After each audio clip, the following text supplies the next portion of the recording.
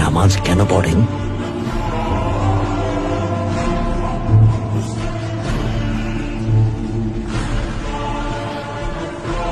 নামাজের মাধ্যমে শুকরিয়া আদায় করি, এর মাধ্যমে আল্লাহ তাআলাকে স্মরণ করি,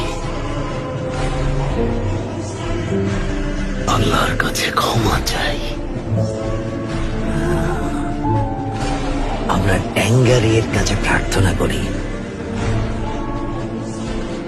মোহাম্মদের কথা বলুন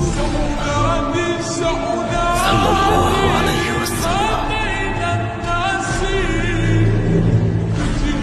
ওসমান বেও এই নামটা যখন শোনেন ওটা বলে চুপ থাকেন কেন?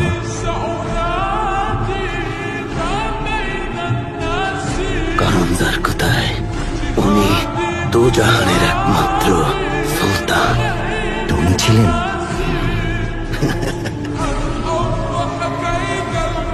ক্ষুধার্ত থাকতেন, মাঝে মাঝে এক কাপড়ই সেলাই করে পড়তেন, মাঝে মাঝে দুধ আর খুরমায় ক্ষুধার জ্বালা মেটাতেন। তাহলে ওনাকে সুলতান কেন বলে? ওনার কিছুই ছিল না, পেট ভরে খেতেও পারতেন না। আসলে গরিব ছিলেন না যার কথায়, দাতা ছিলেন, দান করে দিতেন। যার কথায় আসল সুলতানরা মানুষের মন জয় করে, খাঁটি সুলতান মানুষের মনের বসতির সুলতান।